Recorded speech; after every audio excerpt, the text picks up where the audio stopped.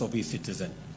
We must remain steadfast in our commitment to innovate and the whole ecosystem around innovation and adaptation in the digital economy space. I commend our ministries, departments, and agencies for embracing this policy shift and providing public services through digital platforms. Your compliance has seen and has been the backbone of our transformation. We will be awarding some winners, the people who have excelled in making or in taking advantage of this digitization of government services today. As we recognize them, I have a list. I will send a list this morning. Give me my phone. I will send a list this morning of people who are still mangamangering. Yeah? And I want to put them on notice. The people who still are playing games with us.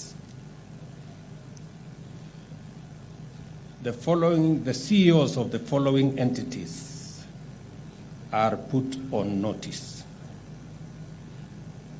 Just hold on. Because when I went out to campaign, I remember making one statement that was fundamental. I said in my administration, there will be no money to steal. And part of that journey of making sure that there is no money to steal is through this digitization. Because through digitization, we connect service delivery to revenue collection. And you can see for yourselves that because of digitization, especially of government services and government revenue collection programs, we are seeing phenomenal increase in revenues. I gave an example the other day of KWS. You all remember what we did with KWS. When we digitized KWS and insisted that they now must all get fees and services offered by KWS must be on e-citizen, we had a lot of pushback.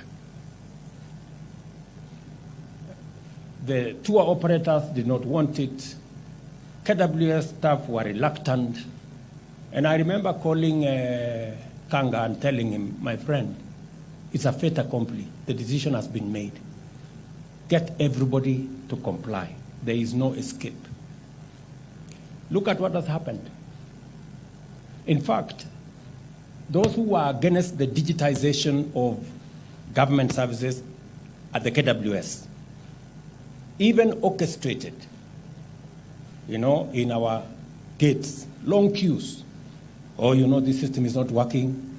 The tourists are not happy because now there is a long queue. Because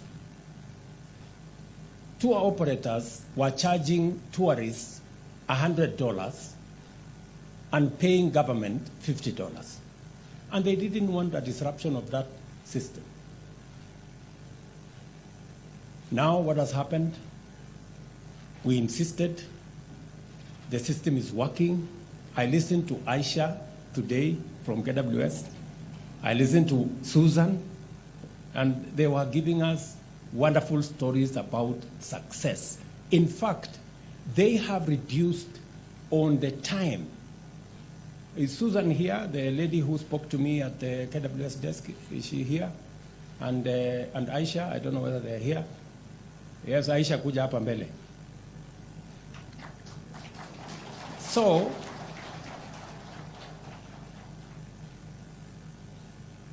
and Wanjiro, wapi Susan? There was also a lady, another Wanjiro lady there. So today, they were telling me that they have reduced the time they serve their clients from 5 minutes per client to 2 minutes. Where they were taking 10 minutes, they can now do it in 5 minutes. Yeah? So look at that transformation and explain to me what was that resistance about. So, Aisha kuja hapa.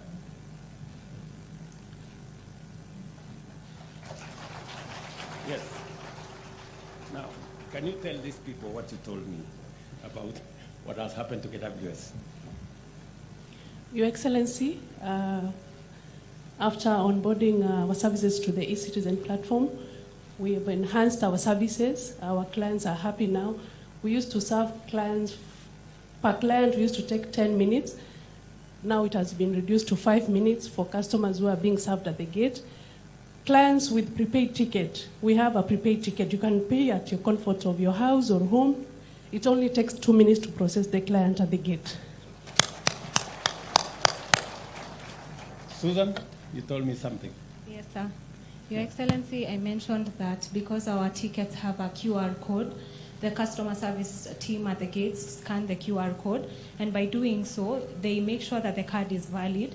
And at the point of exit, they also invalidate the card to make sure that it is not used again. It is not recycled in essence.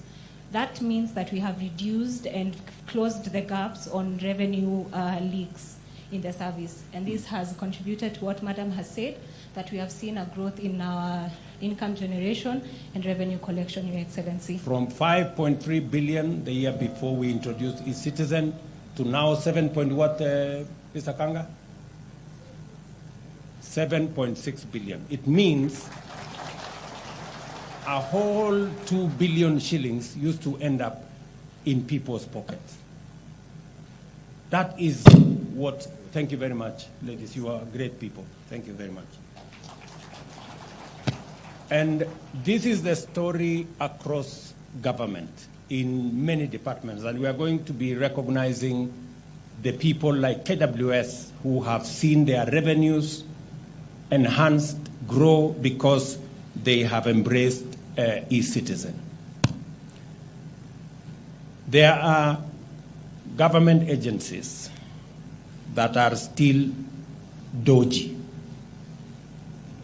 and I want to put them on notice. The National Cancer Institute of Kenya,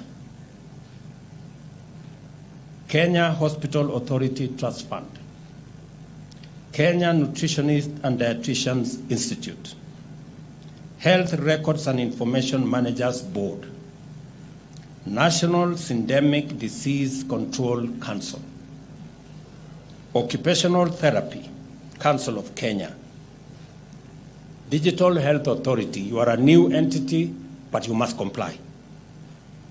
Kenya Biovax Institute Limited. I know the CEO. Please tell him I am putting him on notice. Kenya National Public Health Institute, Kenya Health Human Resource Authority, Kenya Water Institute, Tanathi Waterworks Development Agency, Water Sector Trust Fund, Kenya Engineering Technology Registration Board, Kenya Ports Authority, Independent Police Oversight Authority, Private Security Regulatory Authority, Nairobi International Financial Center, Kenya Reinsurance Corporation, Financial Reporting Center, Kenya Institute of Supplies Management, Consolidated Bank of Kenya, Development Bank of Kenya, Kenya Accountants and Secretaries National Examination Board, Institute of Certified Public Accountants of Kenya, Institute of Certified Secretaries, Energy and Petroleum Regulation Authority, Kenya Power Company Limited, Rural Electrification and Renewable Energy, Geothermal Development Company, GDC, Kenya Petroleum Refineries Limited, National Defense University, the Kenya Space Agency, the Kenya Shipyard Limited. These entities have yet to comply with my directive that their services and payments and revenues must be on e-citizen platform so that Treasury can follow on the revenues that are being collected by government. They have 1 week to comply. They have 1 week to comply. Otherwise, they know what to do. They can make use of the door. It's as simple as that. Number two, we still have government agencies that, yes, they have come to the citizen platform, but once in a while they retreat to go and pay or use alternative means of payments, including games with some banks. I want a record in the last 3 months of government agencies that are already on the e-citizen platform but have decided to use alternative means with gray spaces so that we can take action against the people who are undermining transparency in the collection of public resources. Mr. Ochieng, I want that list on my desk in the next 3 days. Yes.